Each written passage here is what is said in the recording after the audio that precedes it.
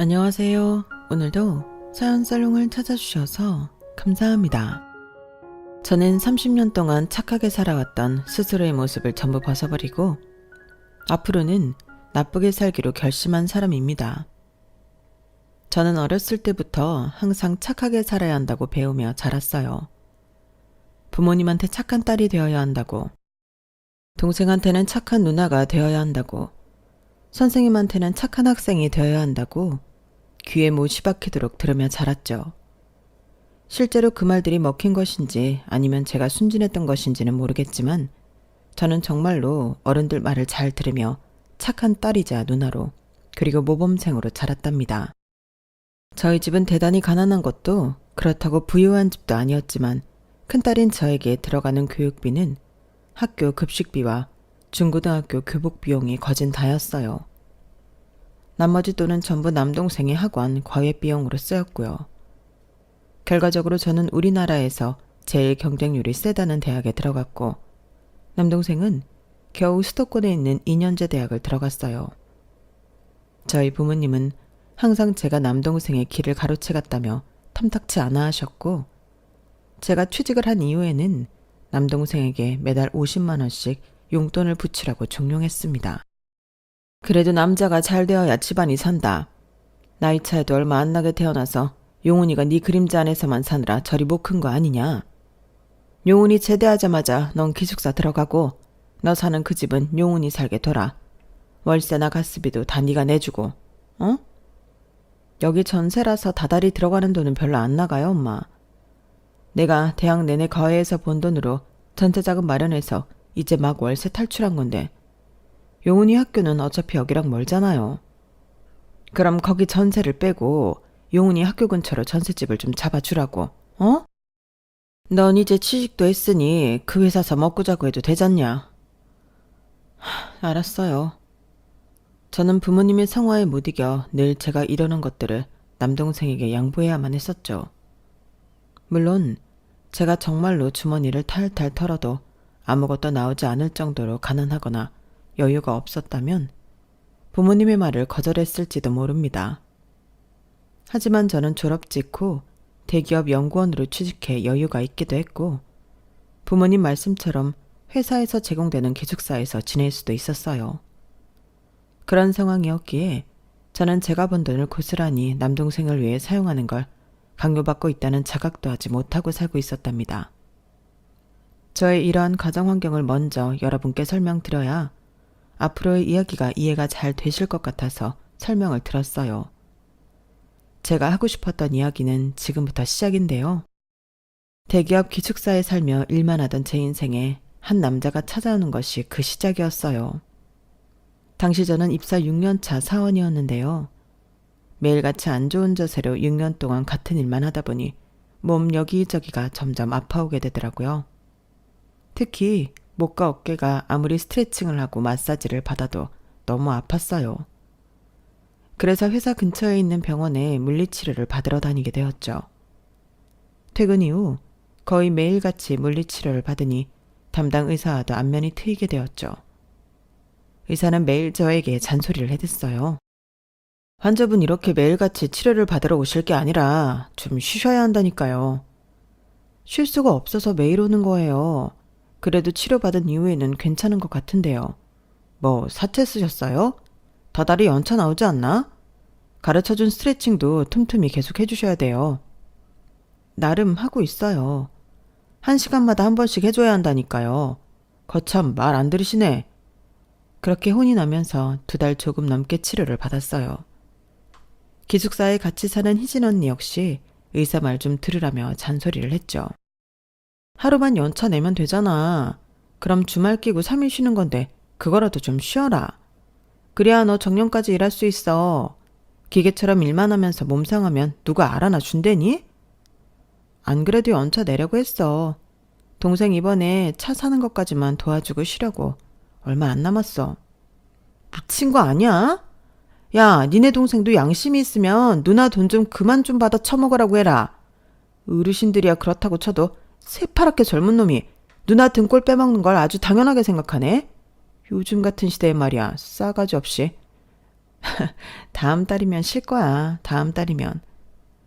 희진이 언니는 제 가정사를 다 아는, 유일하게 제가 마음을 터놓고 지내는 언니였거든요. 저는 의사와 희진 언니의 등살에 정말로 그 다음 달에는 연차를 몇 번 내서 쉬었어요.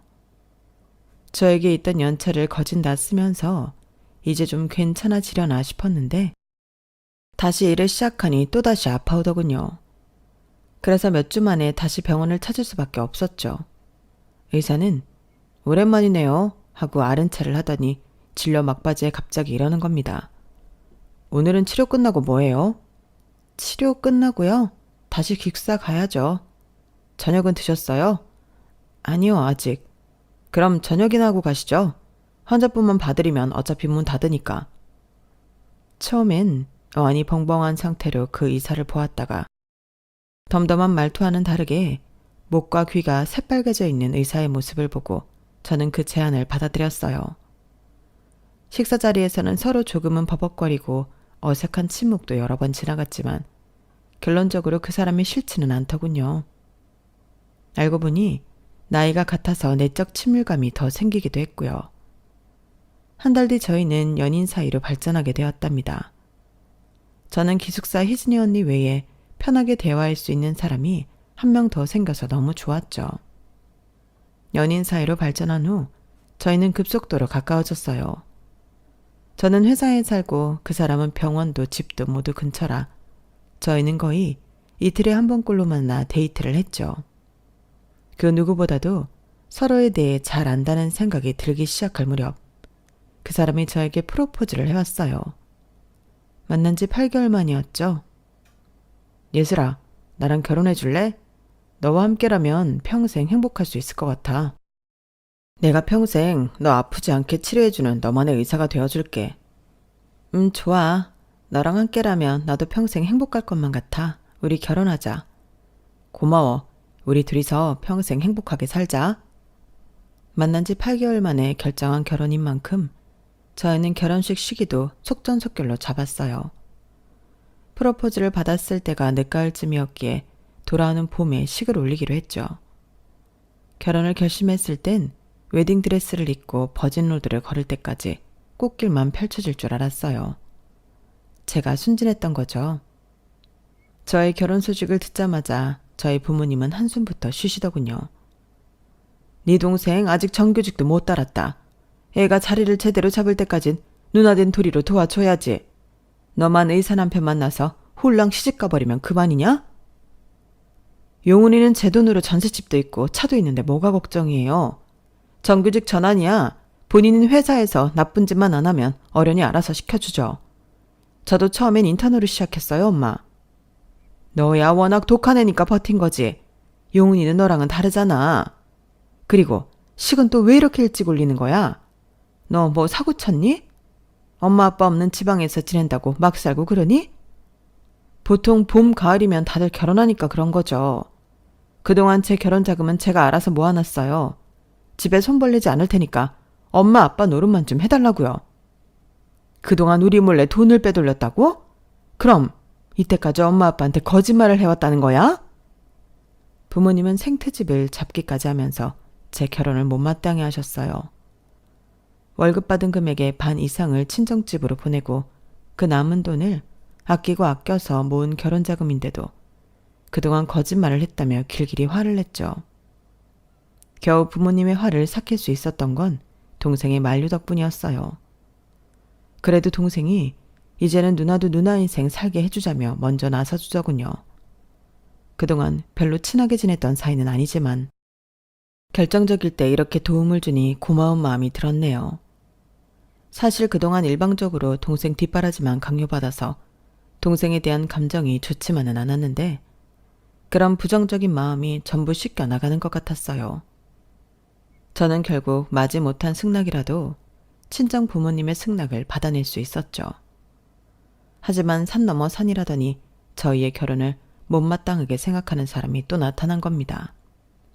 바로 그 남자의 어머니, 제 예비 시어머니였죠. 처음 인사를 드리러 간 날 예비 시어머니는 시종일관 도끼 눈을 하고 저에게 질문 세례를 퍼부었어요. 저기 산업단지에서 일한다지?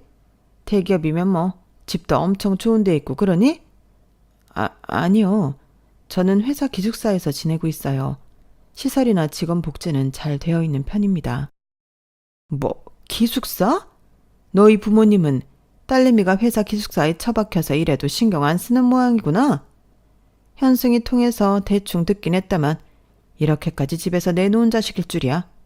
엄마, 내가 언제 그렇게 말했어요. 맏딸 노릇을 맡아서 한다고 했잖아요. 그래, 남의 집안 살림미천 내가 거두게 된 상황이라고. 너희 부모님은 그래서 어디 사신다고? 부모님은 서울에 계세요. 동생도 거기서 직장 다니고 지내고요. 저 혼자만 내려와서 지내는 거예요. 시집자금으로 얼마나 해준다던? 엄마, 넌 조용히 하고 있어. 결혼은 다 현실이야, 현실. 서로 어떤 상황인지는 알고 살림을 합쳐다 합쳐야 할 것 아니야. 부모님은 따로 말씀하신 거 없으세요. 저희 부모님 이제는 두 분 다 경제활동을 안 하셨어요. 대신 제가 직접 제 결혼 자금을 모아왔어요. 지금까지 8천만 원 모아왔습니다. 뭐? 8천? 그거 가지고는 결혼식 끝나고 뭐 남지도 않겠네. 너희 부모님 뭐 어디 아프시니? 돈도 못 벌고 있으시게. 왜? 네가 맏딸 노릇 안 한다고 하니까 돈도 안 대주신다던? 예비 시어머니의 날선 질문들이 하필이면 제 상황을 너무 정확히 내다보시는 말들 뿐이라 저는 뭐라고 제대로 된 변명도 못하고 있었어요. 난처한 제 안색을 보더니 예비 시어머니는 그럴 줄 알았다는 듯 콧방귀를 끼시며 아유, 데려온다는 며느리가 뭐 하나 번듯한 것도 없고 하고 혀를 차셨죠. 분위기가 더 안 좋아지기 전에 예비 남편은 얼른 자리를 마무리해버렸어요. 그리고 다음 날 저에게 전날 일에 대해서 사과를 하더군요. 어제는 우리 엄마가 많이 불편하게 했지? 미안해. 다음부터는 그러지 말라고 내가 어제 잘 얘기했어. 고마워. 어제는 나도 많이 당황스럽긴 했어. 어머님이 날 너무 마음에 안 들어 하시길래. 우리 결혼은 그대로 하는 거 맞아? 그럼 당연하지. 우리 엄마는 너무 신경 쓰지 마. 결국 같이 살게 되는 건 나잖아. 내가 정말 잘해줄게. 알았어. 너만 믿을게 그럼. 전날 예비 시어머니를 보고 괜히 결혼했다가 고된 시집살이를 살게 될까 두려워하고 있던 저는 예비 남편의 말을 듣고 그 사람을 한번 믿어보기로 했어요. 항상 자기 일이나 언행에 책임감이 있었던 사람이라 자기 말에는 책임을 질 줄 알았거든요. 저는 그렇게 예비 남편의 말만 철석같이 믿은 채로 상견례까지 진행하게 되었어요. 예비 남편은 이남 중 차남이었기에 예비 식구들로는 예비 시어머니와 예비 아주머니가 그의 아내인 예비 형님이 참석했어요. 저희 친정 식구들도 4명 다 모였고요. 상견례이니만큼 좋은 곳에서 만남을 가지기 위해 서울에 있는 고급 레스토랑으로 자리를 예약했죠. 조용히 대화를 나눌수록 룸으로 된 공간을 예약했어요. 장소도 음식도 모두 완벽하긴 했지만 가족 간의 대화는 어색하기만 하더군요. 서로 기본적인 대화만 딱딱하게 나눌 뿐 저와 예비 남편이 노력해도 좀처럼 분위기가 풀어지지 않았어요. 그러던 와중에 예비 시어머니가 불편한 주제로 얘기를 꺼내시는 거예요. 그래서 사돈네께선 결혼자금을 한 푼도 안 보태신다고요? 예비 시어머니의 첫마디에 저희 가족들은 물론 예비 남편도 깜짝 놀랐어요. 남들이 놀라든 말든 예비 시어머니는 눈 하나 깜짝 안 하시고 계속해서 말을 이어가셨죠. 요즘 젊은 친구들은 데이트 비용도 반반으로 낸다는데 어떻게 결혼이라는 중요한 행사를 무임승차하실 생각을 하셨어요? 사돈께서 말씀이 좀 지나치시네요. 무임승차라뇨. 저희는 예슬이가 이미 자기 결혼할 자금을 다 모아놓았다고 해서 그걸 존중해주는 것뿐입니다. 그리고 예슬이가 명문대 나오고 대기업 들어갈 때까지 키운 건 저희예요. 이런 며느리 얻기가 쉬운 줄 아십니까? 맞아요. 우리 예슬이가 모아둔 결혼 자금이 자그마치 8천이에요. 이 정도면 여자가 할 일은 다 했다고 봐야죠. 저희 아빠랑 엄마가 불쾌한 티를 내며 곧바로 대꾸를 하시더군요. 그러나 예비 시어머니는 가소롭다는 듯이 코웃음을 치며 거들먹거리는 말투로 대답했죠. 그렇지만 저희 아들은 의사지 않습니까? 다른 일반적인 결혼이랑은 당연히 혼수가 달라도 한참 달라야죠. 안 그래요? 제 말은 사돈 내에는 옷 좋은 거 빼입으시면서 왜 시집가는 딸내미한테는 손을 아끼시냔 말이에요. 손 안 아껴요. 저희 집에서도 누나 결혼자금으로 손 보태요. 저희 누나 결혼자금으로 8천 아니고 1억 5천 있어요. 뭐? 용훈이 너 뭐라는 거야? 갑작스러운 제 동생의 말에 저희 아빠 엄마 그리고 저까지 놀라서 동생을 쳐다봤어요. 동생은 아무렇지도 않게 스테이크를 썰며 이야기했습니다. 나도 이번에 회사 기숙사 들어가. 정직원 계약하고 기숙사 신청도 했어. 그동안 살던 방 빼고 누나가 대줬던 전세자금 7천만 원 다시 돌려줄 거야. 이제 나도 누나랑 똑같이 대기업 직원이니까 나한테 필요한 돈은 내가 알아서 모으면 돼. 동생의 말에 저희 부모님은 두 분 다 아무 말씀도 안 하셨고 예비 시어머니도 입을 삐죽거리며 눈알만 굴릴 뿐 별말은 하지 않았어요. 눈치만 보고 있던 예비 남편이 이때다 싶었는지 하하 웃으며 끼어들었죠. 우리 처남이 이렇게 속이 깊네요. 그럼 뭐 결혼자금은 차고도 넘치는데 더 이상 걱정할 거 없죠? 예비 남편은 과장되게 넉살 좋은 말투를 쓰면서 대화 주제를 다른 걸로 넘겼어요. 그리고 저는 그런 예비 남편의 모습이 솔직히 조금 짜증이 났습니다. 결과적으로는 우리 가족한테만 혼순이 뭐니 떠들어대고 정작 예비 시댁에서는 뭘 얼마나 지원해줄지 한마디도 안 한 거였으니까요. 그게 불공평하다는 생각도 들었고 그 전부터 예비 시어머니가 자꾸 대놓고 못되게 구는데 찍소리도 못하고 휘둘리는 것 같이 보이기도 했어요. 하지만 그 자리에서 그걸 문제 삼으면 일이 너무 커질까봐 나중에 예비 남편과 따로 단둘이 얘기를 해야겠다고 생각만 했죠. 제가 조용히 화를 삭히는 동안 예비 남편은 계속 하하거리면서 이번에도 자리를 그냥 일찍 정리해버렸어요. 식사가 끝나자마자 예비 시어머니는 형식적인 인사만 한 채 쌩 하고 나가버렸죠. 예비 아주버님 부부도 그 뒤를 따라 나섰어요. 나가기 전 형님 되실 분이 예비 남편에게 저쪽 부모님께 사과드리고 오세요 라고 속삭이는 걸 들었네요.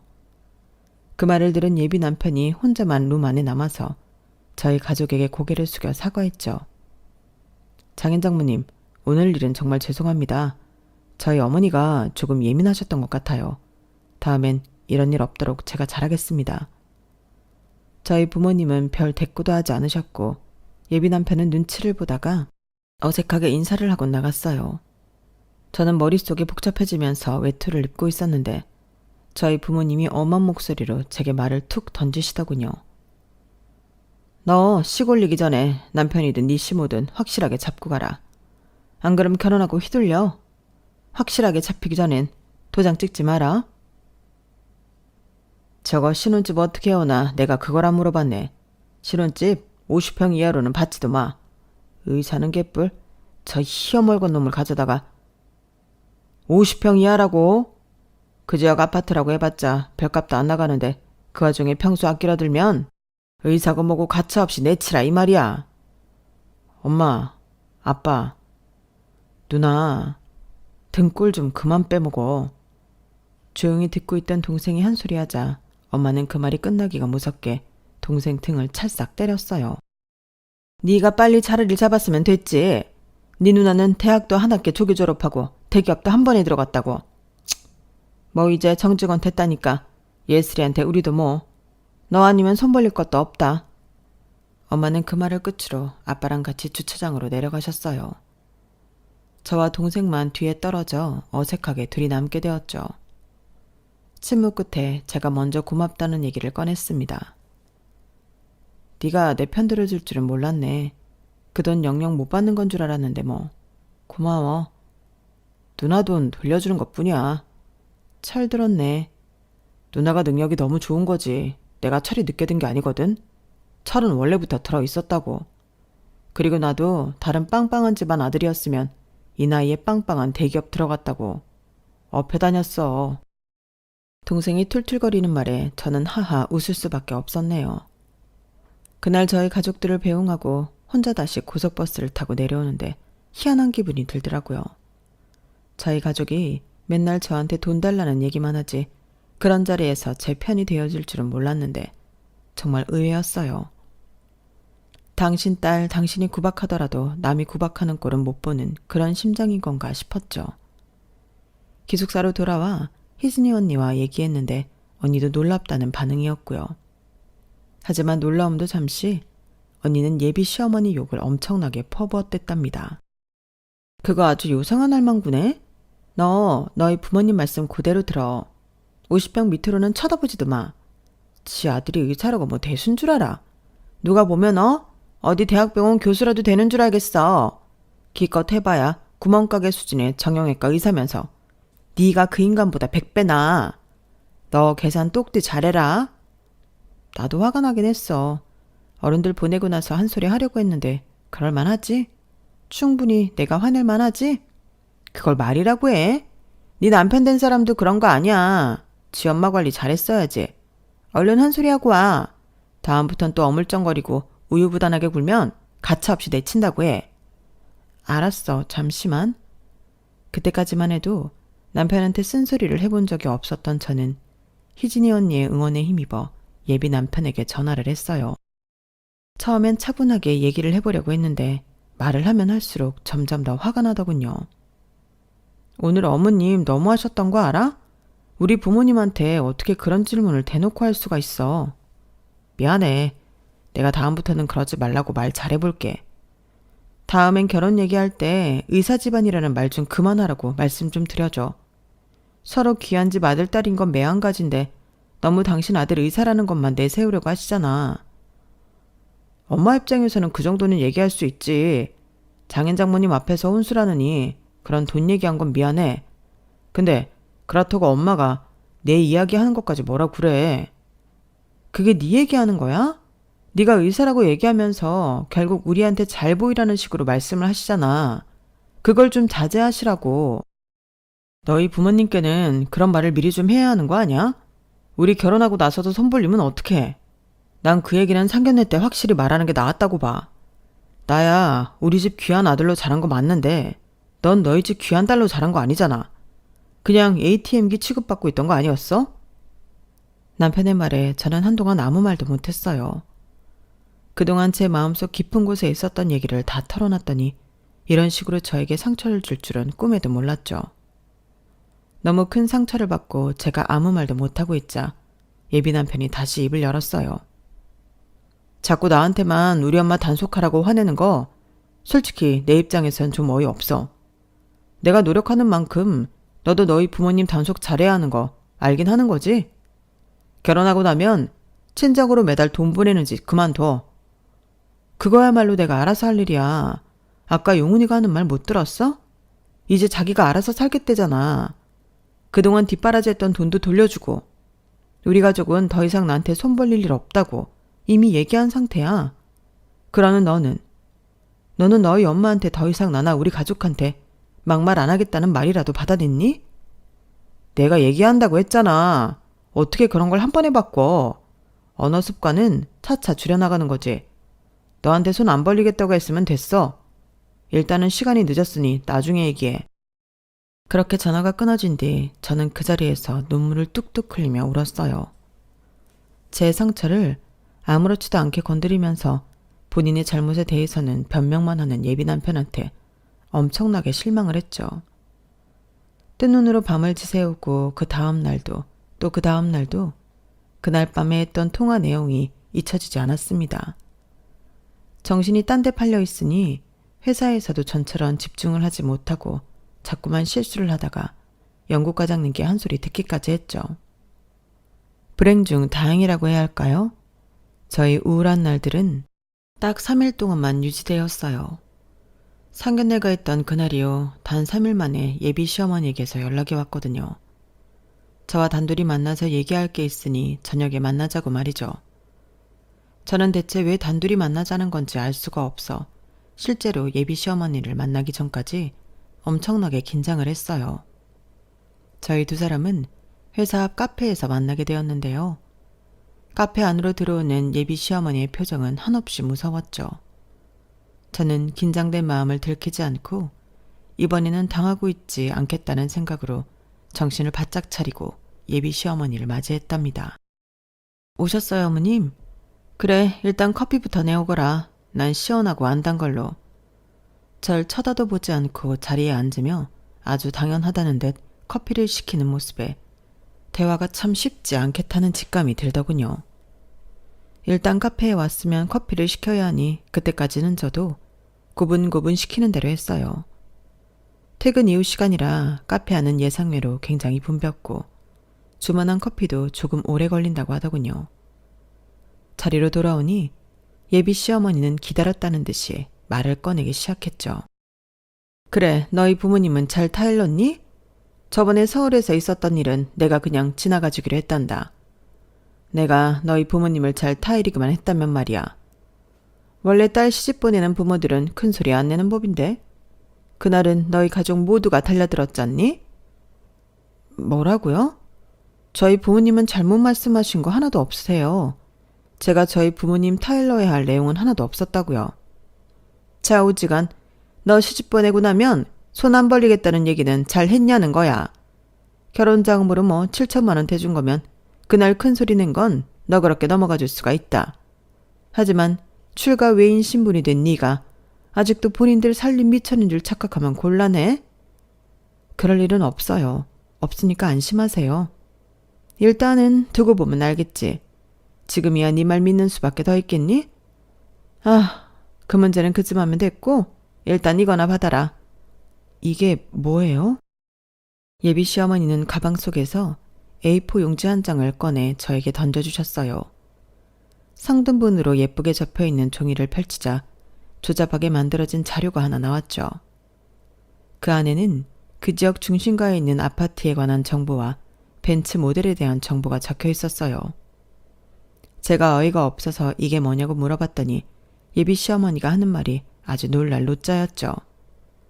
너 일한다 어쩐다 해서 바쁜 거 아니? 내가 친히 이렇게 만들어왔다. 그게 너희 신혼집이랑 차가 될 거야. 아파트 이름만 알려줬다고 제일 후진 평수로 들어가는 그런 얍삽한 짓은 안 하겠지? 못해도 40평형 이상인 곳으로 구해라. 차도 모델명만 비스무리한 거 깡통으로 뽑지 말고 풀옵션으로. 너 머리 좋다는 애니까 이해는 했을 거라 생각한다. 결혼식은 아직 좀 남았지만 이런 건 미리미리 구비해놔야 하는 거야. 3월 전까지 전부 계약 만료 해오너라. 일단 장훈 씨랑 얘기해 볼게요. 장훈이랑 얘기는 왜 해? 네가 해오라고. 네가. 너 설마 장훈이에게 손 빌려서 결혼할 속셈이니? 그럼 지금 이걸 저더러 해오라는 거예요? 집이랑 차를 전부? 그럼 당연하지. 이 정도는 해와야 널 의사 며느리로 받아줄 것 아니냐. 그럼 의사 남편을 아무런 노력도 없이 꽁으로 주워 먹으려고 했어? 너무나 말도 안 되는 요구를 얼굴이 벌개질 정도로 호통을 치며 말하는 예비 시어머니 덕에 살면서 처음으로 뒷골이 뻣뻣하게 땡겨오는 느낌을 받았네요. 그리고 저도 모르게 전투 의지가 온몸을 감싸오더라고요. 그럼 시댁에선 대체 뭘 할 건데요? 우리가 하기는 뭐래? 대기업 며느리 데려가시면서 뭘 하실 거냐고요. 어머님이야말로 내놓으라 하는 며느리 데려가시면서 그냥 꽁으로 받아먹기만 하시라고요? 야, 옛다. 제 말에 시어머니는 가방 안에서 또 다른 봉투를 꺼내 제 앞에 탁 내려놓으셨어요. 얇디 얇은 봉투길래 또 무슨 문서인가 했더니 아니더라고요. 봉투 안을 들여다본 저도 모르게 허 하고 웃음이 나왔죠. 그 안엔 고작 5만 원권 4장, 20만 원이 들어있었어요. 운 좋은 줄 알아. 이렇게까지 해주는 시댁이 세상 천지에 어딨어? 대기업 말만 번지르르 하지 의사인 우리 아들보다 돈도 못 버는 주제 시댁한테 돈도 받고 말이야. 남들은 서울서 이런 아파트 혼수로 장만해온다고. 여기야 그 반토막 가격이니 넌 얼마나 싸게 먹히는 거니? 돈까지 받아먹으면서? 장훈 씨가 그래요? 제가 본인보다 돈을 못 번다고? 참나. 그럼 네가 의사인 장훈이보다 많이 번다는 소리야? 저는 그 순간 다 알겠더라고요. 예비 시어머니가 인성을 말아먹어서 이딴 진상짓을 하고 있는 것도 있었지만 사실상 눈앞에 아줌마가 저렇게 기고만장하고 아나무인인 건 예비 남편이 본인한테 불리한 얘기는 요만큼도 안 하고 살았기 때문이라는 것을요. 예비 시댁 지구석 자체가 틀려 처먹은 집안이라는 걸 깨달았어요. 때마침 커피를 시키며 받아왔던 진동벨이 울리기 시작하더군요. 저는 핸드폰으로 제 은행 어플로 들어가 월급 통장 내역을 화면에 띄웠어요. 그리고 시어머니 앞에 탁 소리가 나게 내려놓았죠. 어쩌죠? 어머님이 어떻게든 무시하고 내려치게 하려는 제가 의사인 장훈 씨보다 돈을 더 벌어서요? 뭐라고? 저는 화들짝 놀라 제 핸드폰을 믿을 수 없다는 듯이 들여다보고 있는 예비 시어머니를 내버려두고 시끄럽게 울리는 진동벨을 반납하고 커피를 가져왔어요.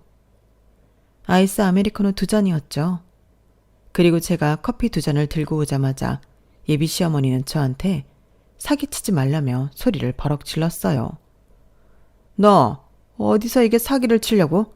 어디 뭐 대기업에서 얼마나 잘 나가길래 내가 다달이 이 돈을 번다는 거야? 네가 사장이야? 그리고 저는 대답 대신 양손에 있던 커피를 모조리 예비 시어머니 머리 위로 부어버렸습니다. 너 지금 뭐하는 짓이야? 냉수 마찰하고 정신 차리라고. 당신 아들 그거 무슨 동네 구멍가게만한 정형외과에서 일하는 거 가지고 데뷔마마라도 되는 양 굴지 말고. 그래, 당신 말처럼 남의 집 살림 미천 데려가면서 뭔 놈의 태도가 이렇게 막장이야.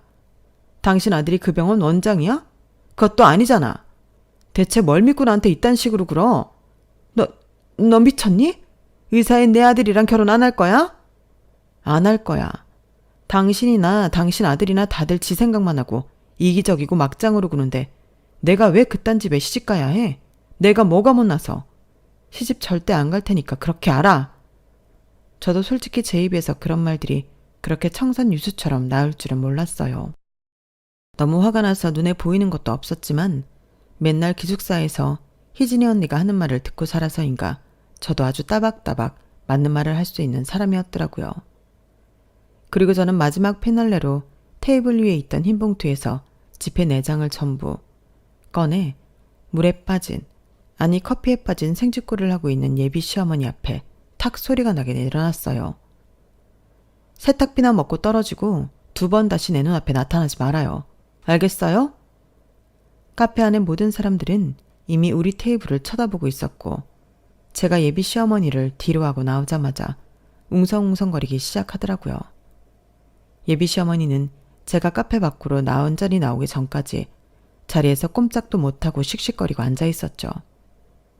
그 모습을 보아하니 아주 통쾌하기 그지없었어요. 저는 그 분위기 그대로 기숙사로 돌아가지 않고 예비 남편이 일하는 병원으로 갔어요. 병원은 문을 닫기 직전이라서 치료를 받고 있는 마지막 손님들 몇 분만 있을 뿐 안내데스크 직원들은 퇴근 준비를 하고 있더라고요. 들어가니 제 얼굴을 아는 간호사 한 분이 예비 남편을 불러왔어요. 무슨 일이야? 연락도 없이 찾아오고. 방금 너희 엄마 만나고 오는 길이야. 나한테 무슨 아파트랑 차를 해오라고 하더라? 근데 예비 남편은 그 말을 듣고도 의아하다는 듯이 그래서 왜 왔냐는 표정으로 되물어보더군요. 저는 제 직감이 틀리지 않았다는 걸 알고 파혼하겠다는 마음을 굳혔어요. 근데? 니네 엄마가 나한테 의사인 너랑 결혼하려면 아파트 40평에 벤츠 끌고 오라고 했다는데. 근데? 그게 할 말이냐? 왜 또 우리 엄마 가지고만 난리야. 그래서 너는 뭐라고 했는데? 내가 뭐라고 했냐고? 너랑 결혼 안 한다고 했다.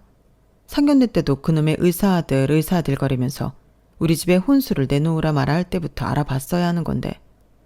너는 그런 와중에 나한테 거짓말을 계속해왔더라고? 뭐? 너희 엄마를 타일러?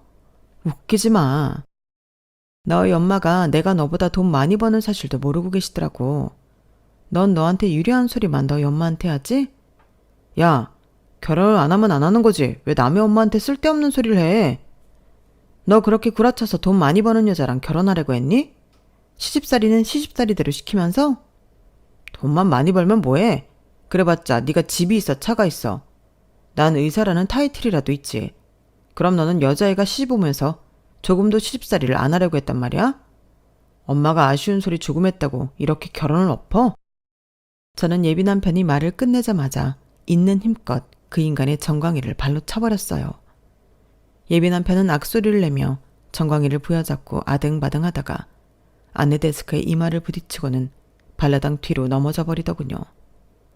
놀랍게도 예비 남편이 널브러지자 그때까지 저희 대화를 물리치료실 문 앞에서 듣고 있던 할머니 환자분들이 은근슬쩍 예비 남편을 다 밟고 지나가시는 거였어요. 사람 넘어진 거 안 보여요. 아휴, 나이가 드니 눈이 침침해서 쓰레기인지 사람인지 구분이 영. 어머, 쓰레기? 아니 의사 양반을 모르고 밟았네. 웃음이 터질 뻔한 걸 참고 저는 마지막으로 예비 남편에게 으름장을 놓았어요. 어쨌든 너 같은 인간이랑은 1초도 더 같이 못 있겠으니까 파혼하고 오늘 이후로는 2번 다시 내 눈앞에 나타나지 마. 알겠어? 사람 살살 속여가면서 지 편한 대로만 부리려는 못돼 처먹은 인간아. 내 눈앞에 한 번만 더 그 얼굴 들이밀면 다음엔 정광이가 아니라 얼굴을 걷어 찰 줄 알아. 마무리를 확실하게 지은 후 저는 그 망할 놈을 뒤로하고 기숙사로 돌아와 버렸습니다. 제 결혼이 엎어진 건데도 아주 속이 다 후련하더라고요. 기숙사로 돌아와 그날 있었던 일을 얘기하니 희진이 언니는 아주 손뼉을 치며 잘했다고 칭찬을 해주었어요. 저는 한 사람에게만 제 이야기를 했을 뿐인데 다음 날이 되니 온 연구실 사람들이 제 이야기를 다 알고 있더군요. 심지어 며칠이 지나고 나니 동네 사람들도 전부 제 이야기를 알게 되었어요. 예비 남편의 병원에는 나이든 환자들이 전부 예비 남편의 이름 석자를 대며 그 의사에게는 진료를 받지 않겠다고 거부했고 며느리한테 혼술합시고 집이며 차며 전부 해오라던 악덕 시어머니가 어디 사는 누구인지 온 동네가 다 알았다고 하더군요. 그런 이야기를 들으니 저도 기분이 솔직히 좋았던 건 사실입니다. 나쁜 짓을 한 만큼 벌을 톡톡히 받게 된 거니까요. 그리고 저는 결혼이 엎어진 후에 완전히 달라진 삶을 살게 되었어요. 저에게 아주 당연하다는 듯이 뭘 요구하거나 부탁하는 사람들에게 더 이상 네네만 하진 않았죠. 저의 달라진 모습에 그간 은근히 저를 무시했던 동료들도 절 더 이상 함부로 대하지 않았어요. 또 저희 가족들도 마찬가지였어요. 제 결혼이 파토났다는 말에 부모님이 그럼 동생의 전세금 7천만 원은 어떻게 되는 거냐며 넌지시 물어오시더라고요. 저는 단칼에 제가 다 가져올 거라고 대답했고요. 전과는 다르게 똑부러지게 이야기를 하니 부모님도 이제는 저를 예전처럼 대해주지 않고 있답니다. 그동안 제가 너무 저 스스로를 챙기지 못하고 산 것 같아 앞으로는 제 자신을 더더욱 잘 챙기고 위하며 살아가려고요. 그리고 언젠가 이런 저를 존중해주는 남자를 만나게 된다면 그런 남자와는 결혼을 올릴 생각이랍니다. 저의 이야기는 여기까지예요. 미움받을 용기를 낸 저 응원해주세요. 항상 건강하시고 행복하세요. 여러분, 사연 댓글에 응원과 현명한 조언 부탁드려요. 좋아요와 구독은 저에게 큰 힘이 됩니다. 오늘도 좋은 일 가득하세요.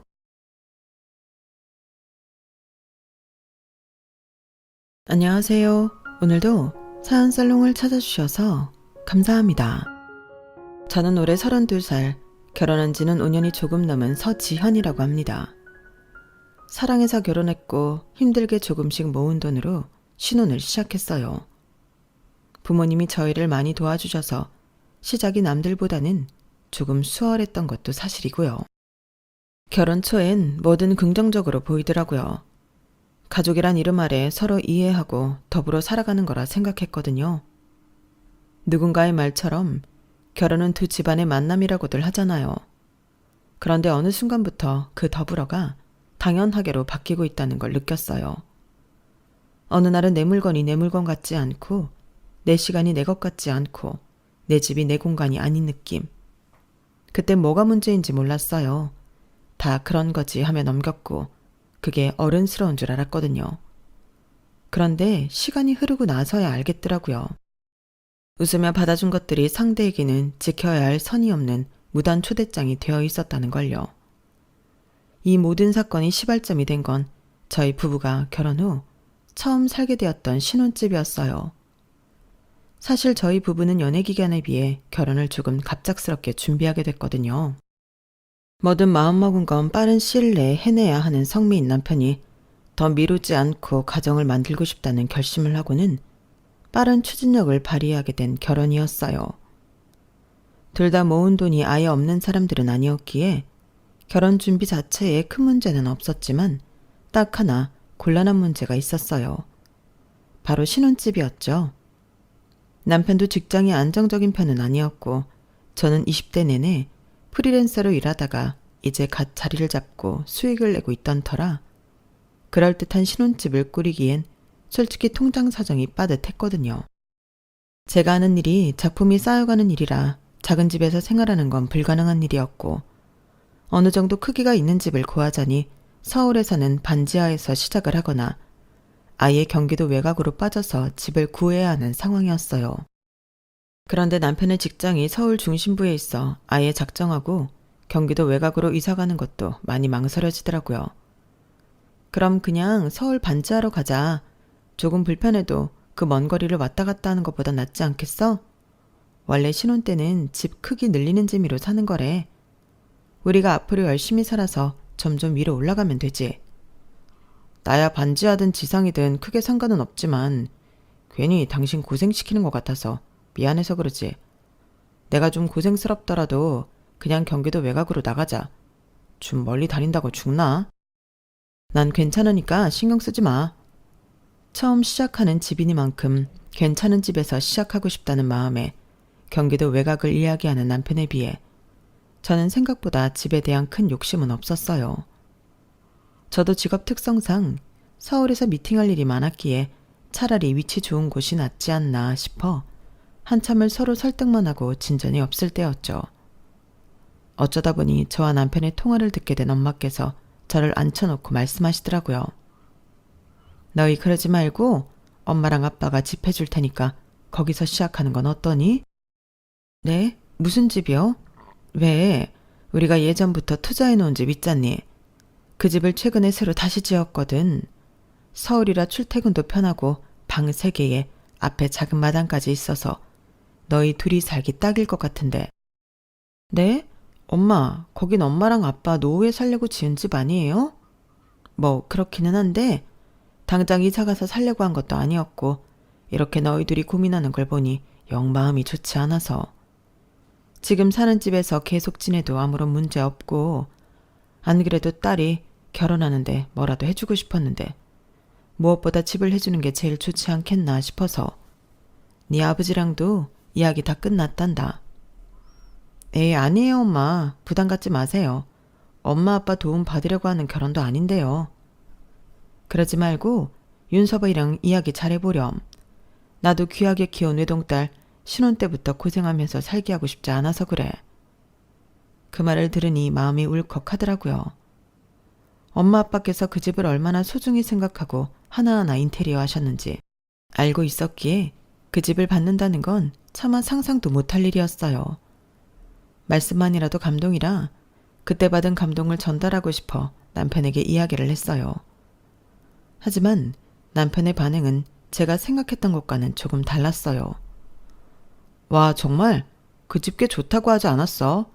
앞마당에 바베큐 먹을 장소도 있다고 했던 것 같은데 교통도 편하고 그런 데서 시작하면 완전 좋지. 누구나 꿈꾸는 그런 신혼집 아니야? 그렇긴 한데 엄마 아빠가 노후 보내시려고 정성 들여 지은 집인데 우리가 들어가서 먼저 사는 게 좀 염치가 없어서. 에이 자식이라고는 당신밖에 없는데 결혼할 때 뭐라도 해주고 싶으신 거겠지. 우리도 곧 부모 되면 그 마음 이해가 될 거야. 오히려 거절하는 게 난 더 예의가 아닌 것 같은데 그냥 준다고 하실 때 감사하게 받자. 괜히 거절했다가 나중에 고생하고 나서 후회하지 말고, 응? 우리 부모님한테 미안한 마음은 안 들어? 아이, 당연히 죄송하지. 근데 난 부모님 입장에서 먼저 생각한 거야. 큰맘 먹고 해주신다고 하셨는데 그걸 거절하면 부모님 입장에서도 마음이 아프실 거라니까? 그 좋은 집 거절하고 굳이 고생하는 자식 모습을 과연 보고 싶으실까? 남편의 주장은 얼핏 들으면 그럴듯했지만 마음 한구석이 찜찜한 건 어쩔 수 없었어요. 제 눈에는 편안한 노후를 꿈꾸며 그 집을 지으신 저희 부모님을 걱정하거나 미안한 마음이 든다기보다는 그저 그 집이 우리의 신혼집이 된다는 생각에 잔뜩 들뜬 걸로만 보였거든요. 어쨌든 부모님의 계속된 권유와 남편의 설득에 결국 넘어가고 말았어요. 단 그 집을 그대로 받는 것만은 스스로 절대 용납할 수 없어서 조건을 붙였죠. 그럼 딱 2년만 여기서 살고 이사 갈게요. 2년 집값 아끼면 충분히 지금 저희 조건보다는 좋은 집으로 갈 수 있을 거예요. 아무리 생각해도 이 집을 그냥 덥석 받긴 죄송해서요. 네가 정 그렇다면 어쩔 수 없지.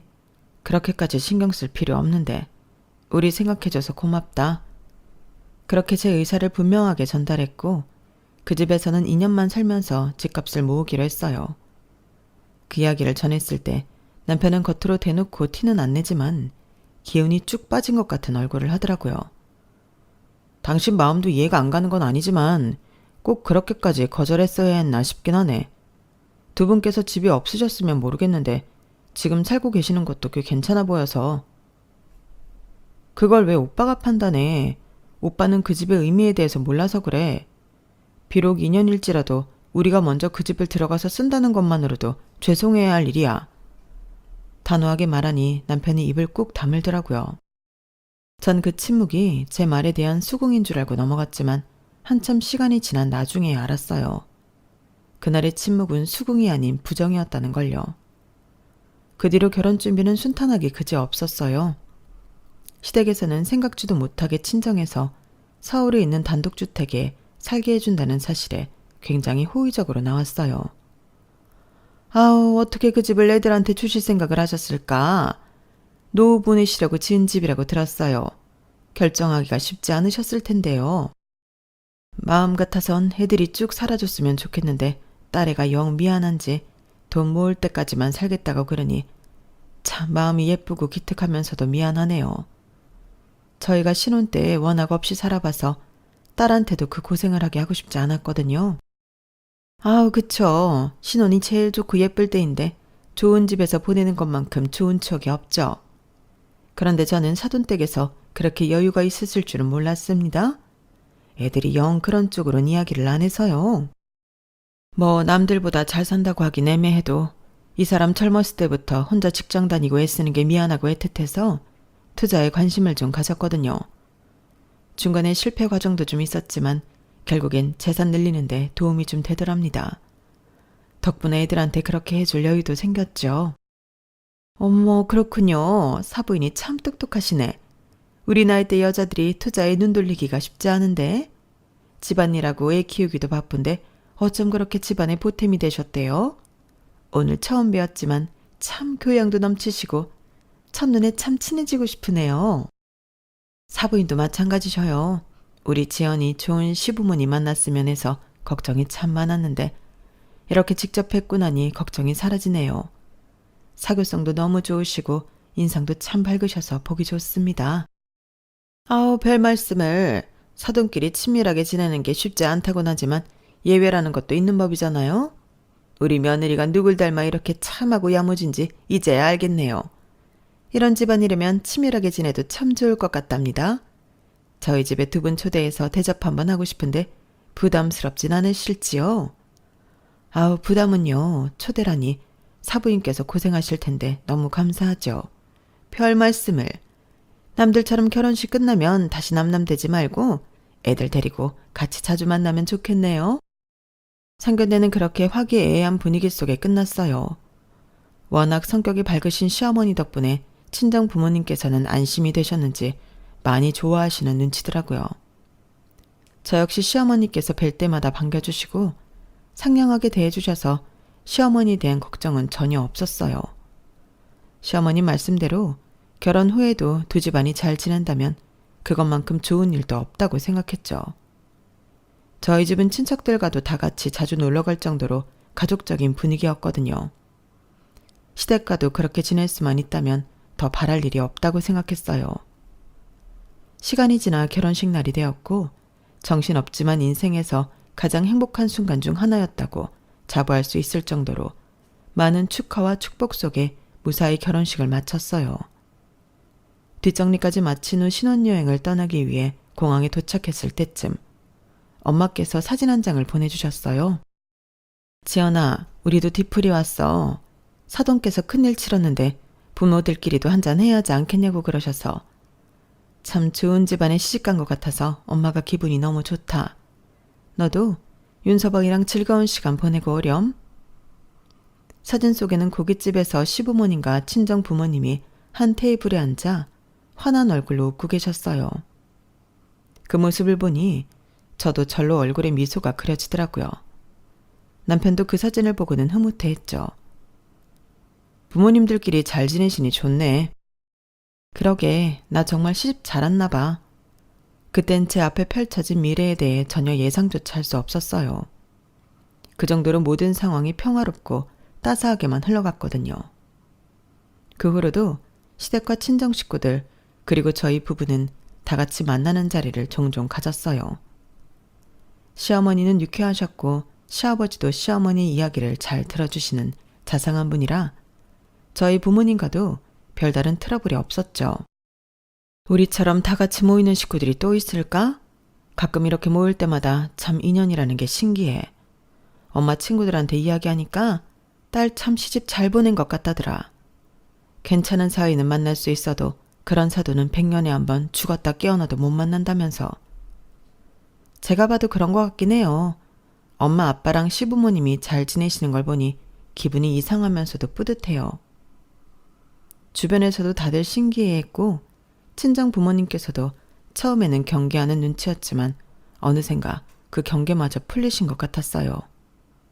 전 단순히 그게 다 시부모님이 괜찮으신 분들이기 때문이라고만 생각했죠.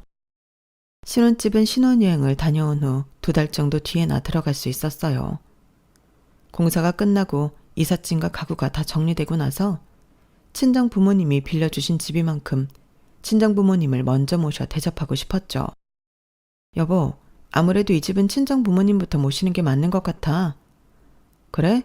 당신 마음은 충분히 알겠지만 그럼 우리 부모님이 좀 서운해하실 것 같은데? 남편의 대답을 들었을 때 전 좀 당황스럽더라고요. 서운해하셔도 어쩔 수 없지. 그래도 친정 부모님께서 빌려주신 집인데 우리 부모님 먼저 대접해드리는 게 예의잖아. 그럼 그냥 다 같이 대접해드리는 건 어때? 친하시니까. 그래도 나는 이번에는 좀 따로 모시고 싶은데. 왜? 집 해주셨으니까 더 잘해드리려고? 아니, 그런 게 아니라 따로 더 챙겨드리라는 거 아니면 그냥 같이 해. 우리처럼 화목한 집안이 어딨다고 굳이 양가를 따로 챙겨? 한 번에 하면 우리도 편하고 좋잖아. 순간 할 말이 없더라고요. 남편의 그 말은 기분이 좋진 않았지만 틀린 말도 아니었고 친정 부모님께 말씀드리니 생각보다 좋아하셔서 기분이 풀렸어요. 어머, 그래? 그럼 좋지. 안 그래도 그 집이 손님 불러 같이 밥도 먹고 놀기 좋게 만든 집이야. 나중에 니네가 손주 낳아주면 손주도 마음껏 뛰어놀라고. 사돈네랑 다 같이 밥 먹고 시간 보내면 더 즐겁겠네.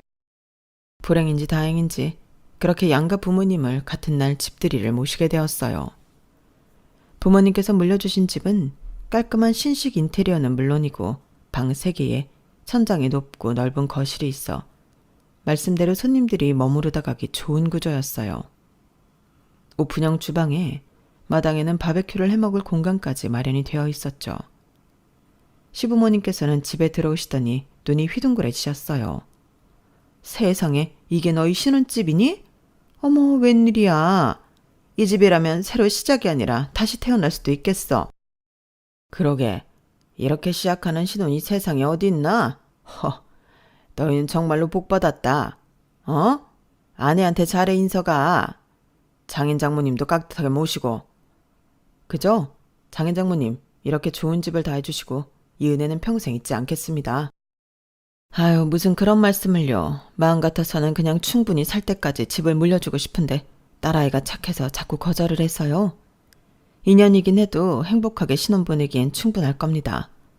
열심히 모아서 더 좋은 집으로 가면 좋겠네요. 아우, 이보다 더 좋은 집이 서울에 어딨어요. 있어도 얘네 힘으로 그런 집에 들어갈 수 있으려나 모르겠네. 저희가 그럴 수 있게 어떻게든 열심히 살아야죠, 어머님. 시부모님은 물론이고 남편까지 저희 부모님께 호들갑을 떨며 감사 인사를 표했지만 어딘가 영찜찜했어요. 뭔가 아예 이 집을 받기로 확정된 것처럼 고마워했다고 해야 할까요? 그걸 친정엄마께서도 느끼셨는지 2년만 살기로 했다는 점을 은근슬쩍 강조하셨지만 그런 말은 귓등으로도 안 들리는 듯 하더라고요. 그날의 쎄함은 그 정도로 넘어갔지만 그 다음부터 조금씩 양가 사이에 균열이 생기기 시작했어요. 어느 날 갑자기 엄마께서 전화가 오시더라고요. 지연아, 너희 시어머니 말이야. 너한테는 좀 어떠시니? 저한테요? 저한테는 별다른 말씀은 없으세요. 왜요? 무슨 일 있으셨어요? 아, 그게 말이야. 이게 그냥 내 느낌 탓일 수도 있는데 다 같이 집들이 한 날 이후부터 시댁에서 전보다 더 자주 우리를 보려고 하거든. 네? 정말요? 왜요?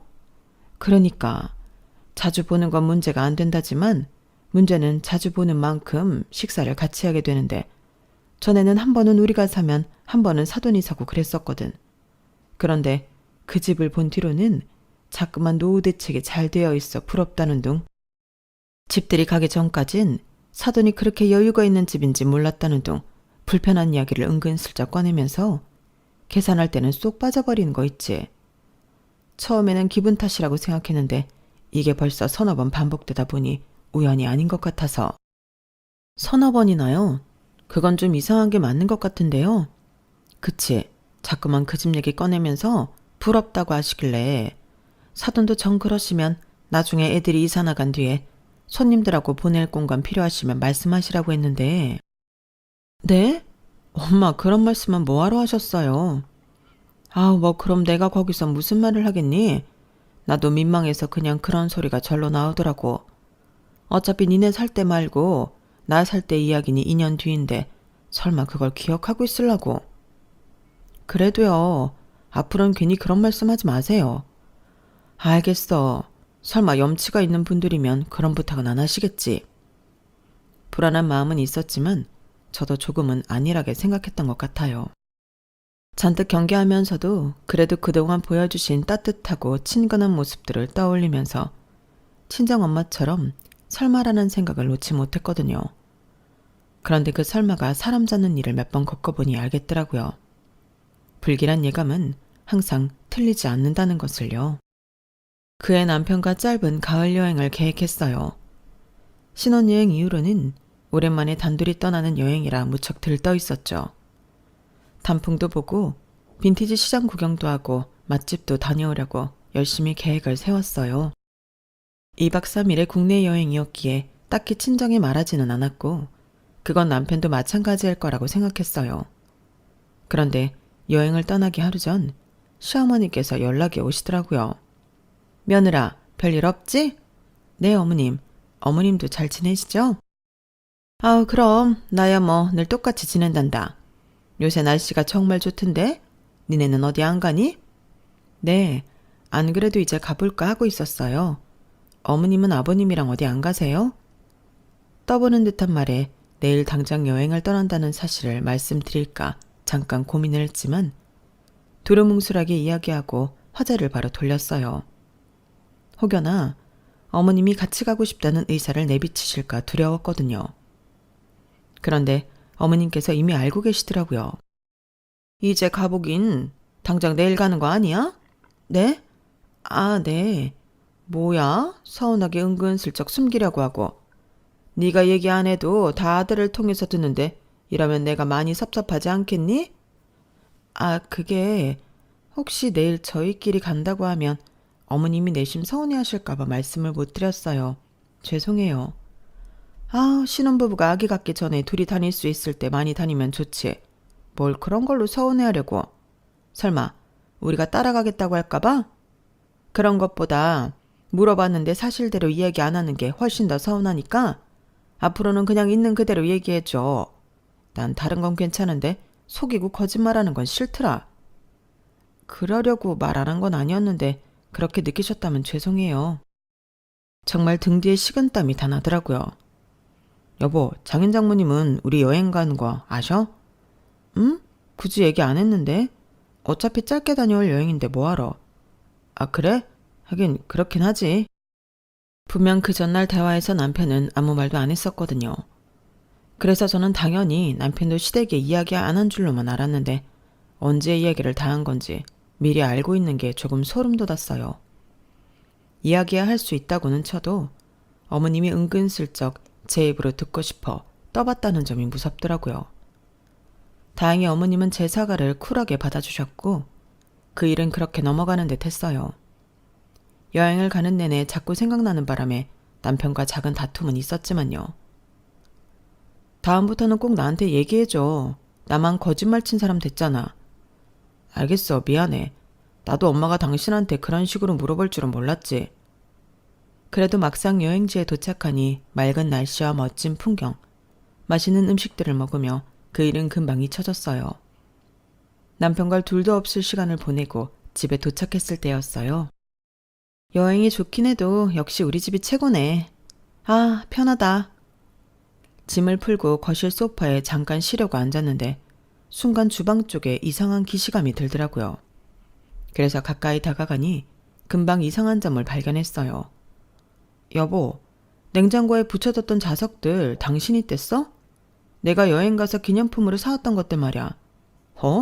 그걸 내가 왜 떼? 당신이 아끼는 거 아는데. 뭐? 그럼 우리 집에 도둑이 들었나? 다 없어졌는데?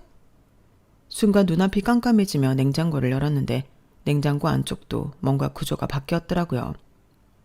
반찬통은 전부 처음 보는 것들로 바뀌어 있었고 김치 냉장고에 넣어둔 장류들은 죄다 알 수 없는 유리병에 옮겨져 있었어요. 아, 엄마가 왔다 가셨나 보네. 뭐라고? 어머님이 왜? 아니, 어떻게? 엄마가 저번에 우리 집 와서는 당신이 아직 살림이 서툴다고 도와주고 싶으시댔거든. 다 있을 때 오면 잔소리 되니까 우리 집 비웠을 때 들어와서 정리해 주신 데서 비밀번호 알려드렸어. 뭐라고? 그럼 우리가 여행 간 사이에 어머님이 들어와서 이걸 정리했단 소리야? 왜? 깔끔하고 좋은데? 집도 좀 청소해 주시고 가신 것 같다? 여보, 나랑 상의도 없이 어머님한테 비밀번호를 알려드리면 어떡해? 그날도 남편과 대판 싸웠어요. 여행에서 즐거운 기억은 잠깐이었고 여행 가기 전과 후는 정말 지옥이었죠. 남편은 당신 힘들지 않게 어머님이 치워주신 건데 뭐가 문제냐는 태도여서 도저히 말이 통하지 않더라고요. 고마운 거 아니야? 다른 시어머니들 같았으면 당신한테 직접 잔소리하면서 하나하나 시켰을 텐데 우리 엄만 당신 불편할까봐 일부러 없을 때 와서 싹 정리해주시고 가신 거잖아. 이 정도면 우렁각시지. 엄마라고 이게 쉬웠겠냐고. 그냥 좋은 게 좋은 거다 생각하고 감사하게 여기면 어디가 덧나? 나는 그냥 어머님이 우리 집에 드나드시는 게 싫다고. 여기 우리 집 우리 공간이잖아. 당신이야 자식이니 어머님 드나드는 게 편해도 나는 편하겠어? 그럼 오늘 엄마가 정리해놓은 대로 앞으로 잘 정리하면 되겠네. 엄마가 못 건들게. 다른 부분은 저와 참 잘 통했던 남편이 딱 이 부분에서는 대화가 거의 단절되다시피 안 통해버리니 정말 환장하겠더라고요. 그날 결국 남편과는 어떤 결론도 내리지 못하고 서로를 이해하지 못한 채 싸움이 끝났어요. 남편은 어머님이 제가 아끼고 모으던 자석을 없애버린 것에 대해서만 미안해했고 그거라도 받아주지 않으면 상황이 넘어가질 않으니 대충 사과를 받아주고 애매한 화해를 했죠. 그러다 결국엔 일이 터졌어요. 제가 잠깐 지방 출장을 다녀온 사이였죠. 결혼 전 가장 친한 친구가 생일 선물로 주었던 턴테이블이 있었어요. 결혼 전에는 LP판 모으는 게 취미라 열심히 모았었는데 결혼 후엔 취미를 온전히 즐길 겨를이 없어 잘 닦아서 거실 한쪽에 두었죠. 그런데 갑자기 친구에게 연락이 오더라고요. 미정아, 오랜만이네. 내가 연락을 했어야 했는데. 사는 거 바쁜데 이해하지. 근데 말야, 너 혹시 내가 선물한 턴테이블 인터넷 중고마켓에 내놨어? 뭐? 야, 내가 그걸 왜 내놔? 지금 자주는 못 들어도 얼마나 아끼던 건데. 그거 그냥 거실에 두기만 해도 인테리어 소품까지 돼서 내놓을 생각 절대 없어. 네가 큰맘 먹고 선물해 준 건데 어떻게 그러니? 갑자기 그게 무슨 소리야? 아니, 얼마 전에 중고마켓 구경하는데 너한테 선물했던 턴테이블이랑 똑같은 게 올라왔길래 자세히 보니까 배경이 니네 짐인 것 같더라고. 벽지며 옆에 소파랑 턴테이블에 올라가 있는 가구까지 완전 똑같길래 동네도 니네 동네로 뜨고. 뭐라고? 순간 등줄기가 오싹하더라고요. 네가 아니면 니네 남편이 못 모르고 내놓은 거 아니야? 잠깐만 미정아, 내가 알아보고 다시 전화할게. 친구와의 통화를 끊고 바로 남편에게 전화를 걸었어요. 여보, 당신 혹시 턴테이블 당신이 중고마켓에 올렸어? 뭐? 아니. 그럼 혹시 지금 집에 어머님 와 계셔?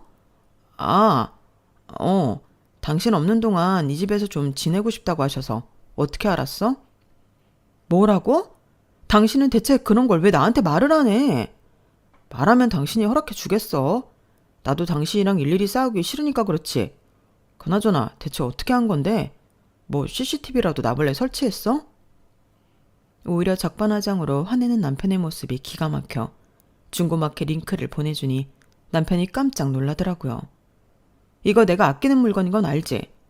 대체 언제까지 어머님이 우리 살림에 손대게 할 건데? 이럴 거면 어머님이랑 살지 나랑 결혼을 왜 했어? 남편 역시 그 물건에 대해서는 너무 잘 알고 있었기 때문에 할 말이 없어지더라고요. 여보, 미안해. 내가 이건 할 말이 없다. 앞으로는 다 당신한테 이야기할게. 이건 정말 우리 엄마가 너무했다.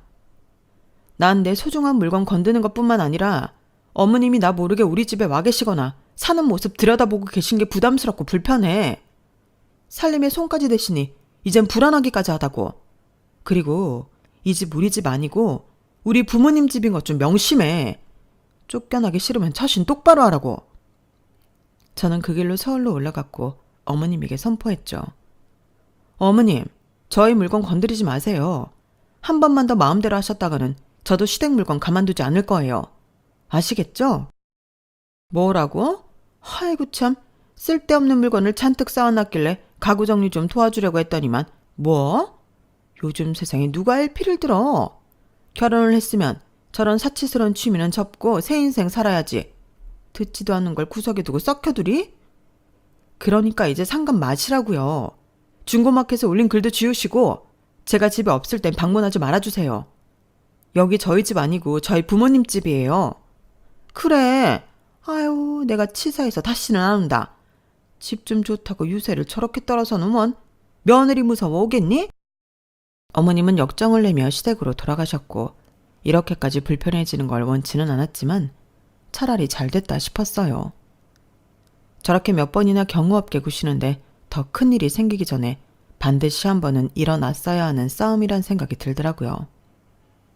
대신 집안 분위기는 서먹하고 어색해졌죠. 그래도 계속 선을 넘게 두는 것보다는 이 편이 나았어요. 양가 부모님은 표면적으로는 여전히 잘 지내셨지만 저희 부모님께서 서서히 시댁을 멀리하셔서 만나는 빈도수는 완전히 줄어들었어요. 저와의 사이는 말할 것도 없었죠. 제가 시어머니께 불같이 화낸 뒤로 시댁 가는 명절이나 가족 행사 같은 모임 외에는 일절 교류가 없었어요. 그날 이후로 절 은근히 불편해하시는 게 보였고 시아버지도 저를 괘씸해하는 것 같더라고요. 그때 화를 낸 게 차라리 보이지 않는 선을 만들어준 것 같아 잘했다는 생각이 들더라고요. 그 뒤로는 저희가 친정과 약속했던 인연을 채우고 이사를 했어요. 차라리 시댁에서 탐내던 이 좋은 집에서 벗어나니 안심이 되더라고요. 다시는 같은 일이 반복되지 않을 것 같았어요. 그때만 해도 몰랐죠. 제 앞에 더 큰 인내심의 관문이 남아있다는 사실을요. 이사한 지 얼마 안 돼서 친정 부모님께서 한 달간의 긴 여행을 계획하셨어요. 두 분께서 그렇게 길게 해외여행을 떠나시는 건 처음이라 저까지 들뜨더라고요. 잘 다녀오시라고 짐 챙기는 것도 도와드렸고 마시는 것도 돈 아끼지 않고 많이 드셨으면 해서 용돈도 두둑히 챙겨드린 후 공항버스 타는 곳까지 모셔다 드렸죠. 부모님께서는 장시간 비행 끝에 여행지 숙소에 도착해서 영상통화를 걸어주셨어요. 두 분이 설레하는 모습을 보니 덩달아 행복해지더라고요. 무사히 도착하신 모습에 안심하며 일상으로 돌아온 지 일주일도 안 됐을 때였어요. 엄청 오랜만에 전엔 살던 집 이웃분께 전화가 왔더라고요. 오며 가며 마주칠 일이 많아 친하게 지내던 사이였거든요. 지연씨 오랜만이에요. 다름이 아니라 혹시 지연씨 이사가고 지연씨네 부모님이 이사 온다고 하지 않았었나? 어머, 네 맞아요. 아니 그런데 얼마 전부터 낯선 사람들이 잔뜩 이 집에 와서 밤이고 낮이고 시끄럽게 웃고 퍼질러 노는데 지연 씨네 부모님은 아닌 것 같아서. 지연 씨네 부모님은 엄청 조용히 지내셨거든. 처음에는 부모님인 줄 알고 좀 참아보려고 했는데 보니까 다른 사람들 같아서. 혹시 새로 세입자를 들인 거야? 네? 다른 사람들이요? 순간 머리가 띵했어요. 부모님은 해외로 가셨으니 그 집을 드나들 만한 사람이라곤 떠오르는 사람이 별로 없었거든요. 그 중에 이상하게도 가장 선명하게 떠오르는 사람은 다름 아닌 시부모님이었어요. 그럴 리 없다고 생각하면서도 예전 집으로 향했어요. 직접 제 눈으로 확인해야겠더라고요. 하지만 막상 친정집 앞에 도착하니 잊고 있던 사실이 떠올랐어요. 더 이상은 저희 집이 아니다 보니 비밀번호를 모르겠더라고요. 혹시나 싶은 마음에 예전 살던 비밀번호를 치니 문이 열렸어요. 마치 자기 집인 듯 자연스럽게 거실 소파에 누워 TV를 보는 시어머니와 부엌을 뒤지고 있는 시아버지를 보니 그제서야 상황 파악이 되더군요. 남편에게 친정 부모님의 여행 소식을 들은 시어머니가 예전 비밀번호를 치고 들어와 일을 벌인 듯 했어요. 바닥에는 술병이 뒹굴고 있고 먹은 음식들을 제대로 치우지도 않아 붉은 음식 소스들이 엎질러져 있고 안방에는 모르는 사람이 누워있더라고요. 고급 아이보리 소파 위에 신발을 신고 올라간 검은 신발 자국, 침구 위에는 화장을 지우지 않고 누운 화장품 자국에 싱크대에 말라붙은 음식 찌꺼기가 붙어있는 데다 냉장고 문은 열린 채로 방치가 되어 있었어요.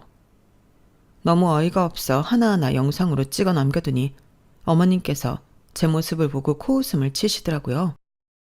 어머님, 지금 이게 다 무슨 일이에요? 저희 부모님한테 허락은 받으신 거예요? 허락? 허락은 예전에 받았지. 예전에 너희 엄마가 집 빌 때 써도 된댔는데? 기억 안 나니? 그래서 이번에 허락 받고 쓰신 거냐고요. 집꼴이 이게 대체 뭐예요? 그때 받았는데 뭐하러 받아? 이 좋은 집을 우리도 손님들이랑 좀 써보면 어때서? 그럼 곱게 쓰셨어야죠. 이거 불법 주거 침입인 건 알고 계세요? 뭐? 불법 주거 침입? 네. 허락 없이 들어와서 집꼴을 이렇게 만들어놨는데 당연히 주거 침입이죠. 예. 가족끼리 주거 침입은 무슨. 너 참말 정없게 한다? 됐고요. 당장 이 집에서 나가주세요. 뭐? 예. 걱정을 말어. 우리가 뭐 이 집 이대로 둘까봐 그래? 너희 엄마 아빠 돌아올 때쯤 되면 싹 다 깨끗하게 해놓고 나갈 테니까 걱정 말라고. 그러건 말건 오늘 내로 정리해서 나가시라고요. 이 아줌마 아저씨도 다 데리고 나가세요. 안 그럼 신고할게요. 야, 뭐라고? 그래 알았다. 나갈게. 나간다고. 다 정리하고 연락하세요. 전 더 이상 그 자리에 있고 싶지도 그 꼴을 보고 있고 싶지도 않아서 집을 빠져나왔어요. 그 길로 남편에게 전화해 대판 싸웠고 남편도 부모님이 이렇게까지 하실 줄은 몰랐는지 너무 당황하며 미안해하더라고요. 그렇게 3시간쯤 지났을까요? 어머님께서 전화가 왔어요.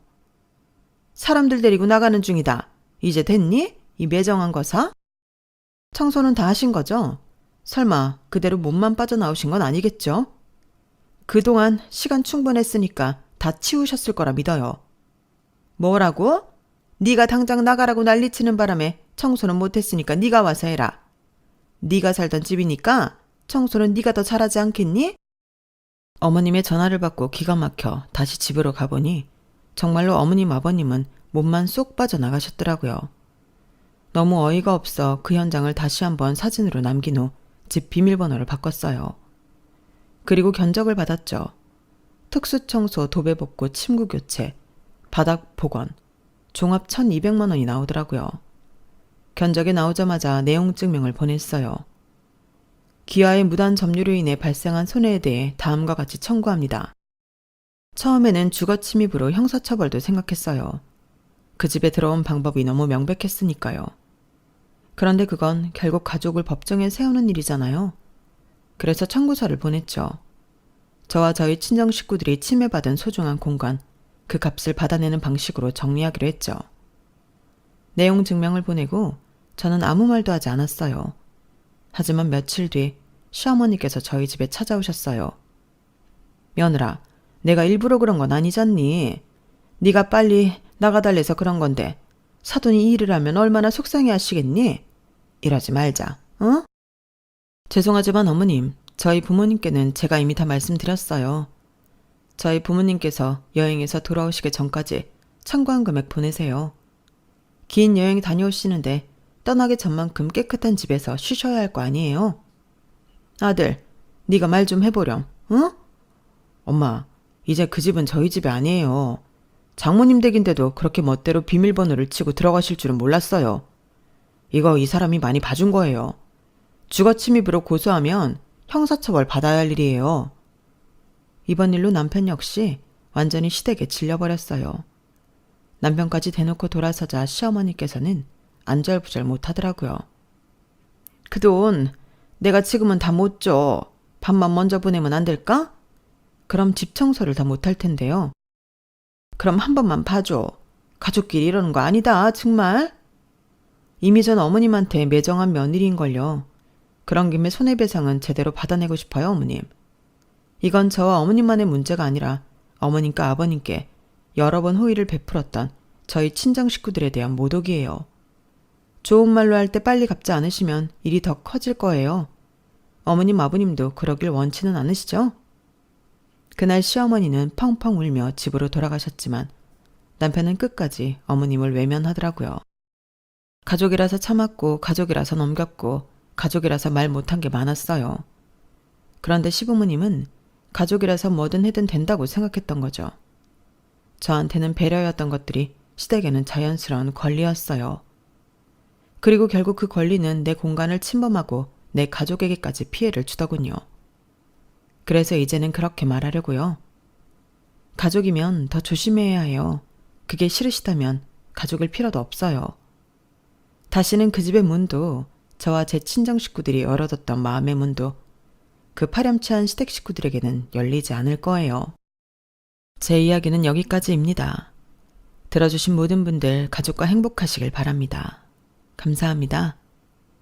여러분, 사연 댓글에 응원과 현명한 조언 부탁드려요. 좋아요와 구독은 저에게 큰 힘이 됩니다. 오늘도 좋은 일 가득하세요.